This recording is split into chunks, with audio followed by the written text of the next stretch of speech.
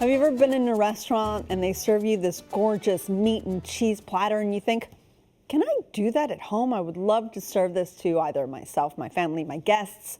So let's start with the meat, shall we? I like to do a nice combination. This here is a really good jamon serrano, some of my favorite. It's actually fed some acorns and chestnuts. I also have some really nice Spanish chorizo here that comes already sliced. So let's go ahead and arrange those nicely.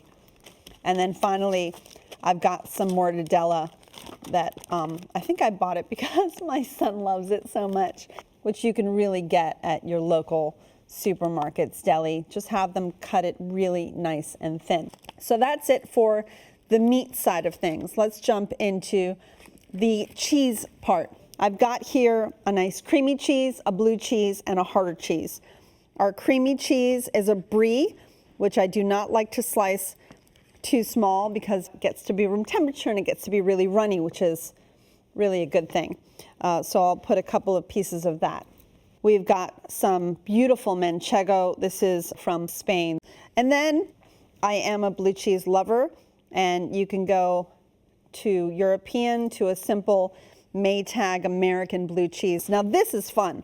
This is called a date almond cake. They also make them out of figs, but it's a compressed cake and it's so delicious.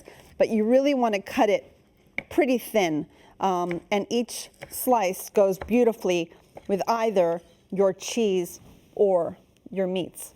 And then moving on, we've got a little bit of fig marmalade that can go next to everything. And then you need a little bit of fruitiness to cut through the fat.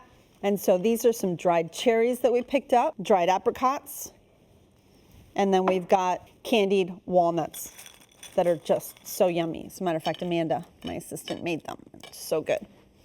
And then pick your favorite bread. You can either put them on your plate or on the side.